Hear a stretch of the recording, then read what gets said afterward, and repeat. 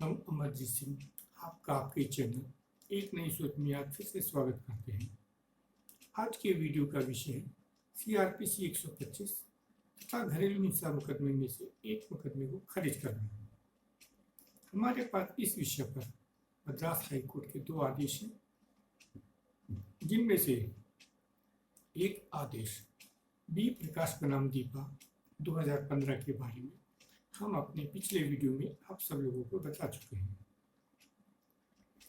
उस वीडियो का लिंक हम इस वीडियो के डिस्क्रिप्शन बॉक्स में भी दे देंगे, इसे आप देख सकते हैं। वीडियो में बताए गए विचार हमारे निजी विचार हैं, इसे आप माने या ना माने, आपकी मर्जी। माननीय मद्रास उच्च न्यायालय ने दिनांक 26/6/2018 को सी शिवरा देवी बनाम दिलीप कुमार में एक ही आधार पर 2 अलग अलग मुकदमों की सुनवाई की अनुमति नहीं दी है, जिसमें माननीय मद्रास उच्च न्यायालय ने CRPC 125 के मुकदमे को खारिज किया है।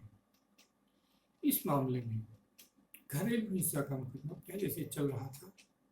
बाद में घरेलू हिंसा के आधार पर ही CRPC 125 का मुकदमा किया गया, जिसे माननीय उच्च न्यायालय ने न्याय का दुरुपयोग बताकर CRPC 125 के मुकदमे को खारिज कर दिया। आदेश के पैरा नंबर 3 में बताया गया है कि उपरोक्त दोनों लोगों की शादी 25/5/2014 को हुई थी तथा दिनांक 13/7/2014 को दोनों 2 महीने से भी कम समय में अलग अलग रहने लगे।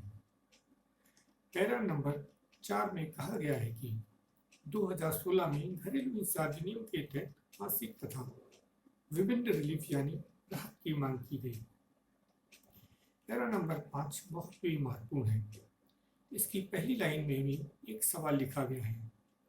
सवाल है, लेकिन क्या पीड़ित व्यक्ति CRPC के प्रावधानों के साथ साथ घरेलू हिंसा अधिनियम के प्रावधानों के तहत एक ही कारण यानी सेम ग्राउंड के लिए भरण पोषण का दावा करने का हकदार होगा? यह सवाल सबसे पहले पैरा नंबर 5 में लिखा हुआ है। पैरा नंबर 5 बहुत बड़ा है। इसमें आगे बताया गया है कि घरेलू हिंसा अधिनियम महिलाओं को परिवार में होने वाली किसी भी प्रकार की हिंसा से सुरक्षा देने के लिए है। आगे कहा गया है, जब यह साबित हो जाता है कि पति पत्नी का भरण पोषण करने से मना करता है या उपेक्षा करता है, तो मजिस्ट्रेट CRPC 125 के तहत भरण पोषण का आदेश पारित कर सकता है। इसमें आगे कहा गया है कि CRPC 125 में आदेश पारित होने के बाद यदि घरेलू हिंसा हुई है तो वो घरेलू हिंसा में जा सकती है। यहाँ ध्यान देने की बात है कि CRPC 125 में आदेश देने के बाद प्रताड़ना या हिंसा हुई है, यानी नए आधार। अब ये नए आधार कब बनेंगे? जब CRPC 125 में आदेश आने के बाद वह फिर से अपने पति के साथ रहे और उसका पति फिर से उसके साथ क्रूरता या हिंसा करे, तो नए आधार बनेंगे। इसमें आगे कहा गया है कि यदि CRPC 125 खारिज हो जाता है तो वह उन्हीं आधार यानी ग्राउंड पर घरेलू हिंसा में नहीं जा सकती।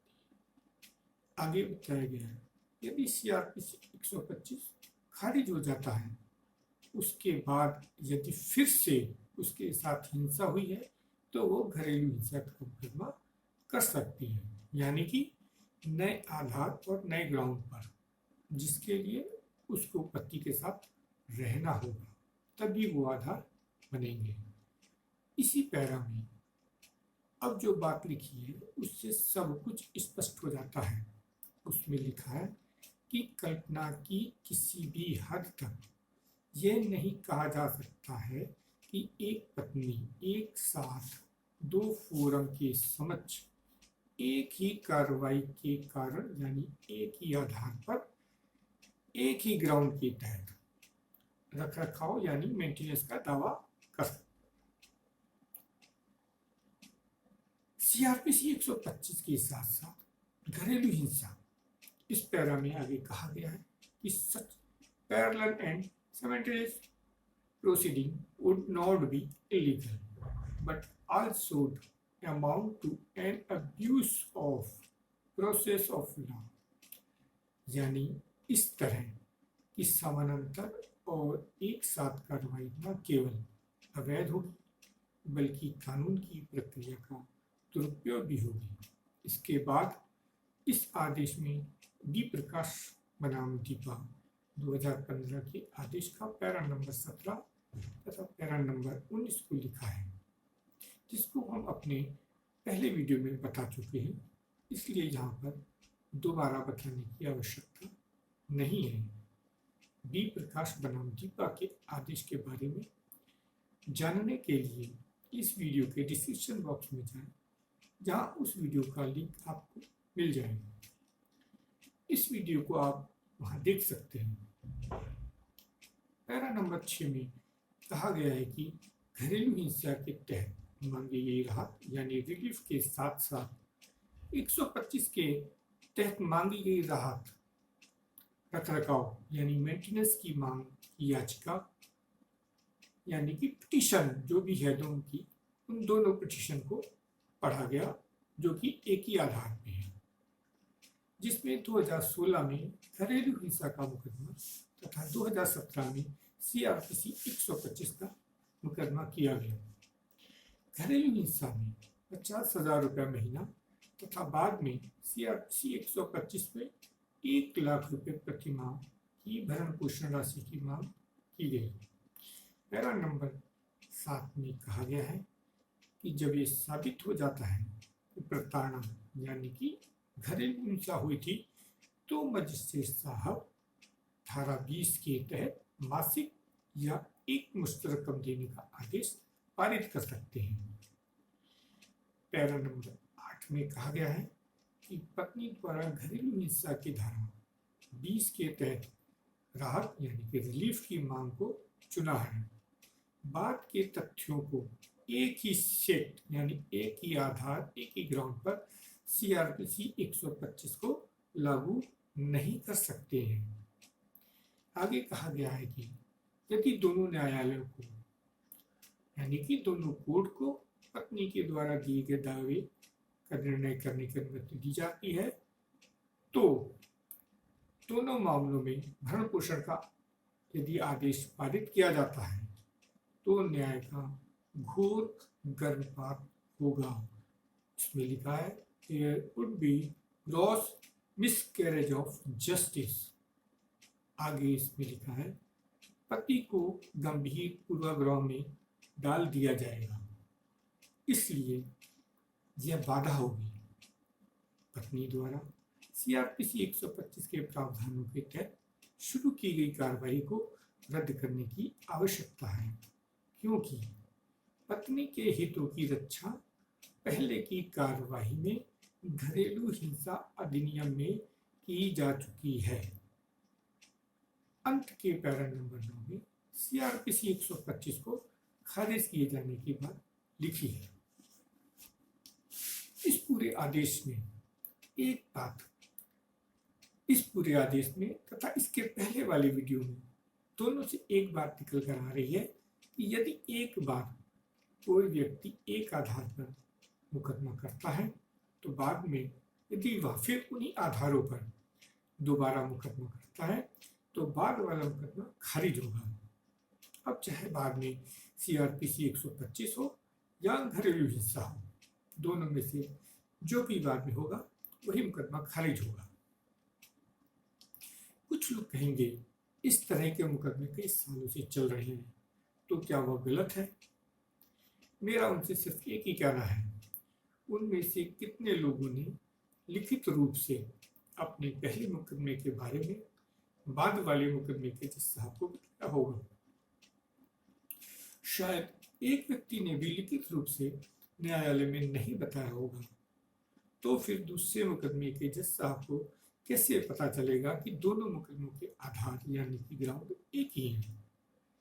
जिस आदेश के बारे में हम आपको बता रहे हैं उनके साथ भी वैसा ही हुआ। उन्होंने कोशिश करी और यह एक अच्छा आदेश आया है।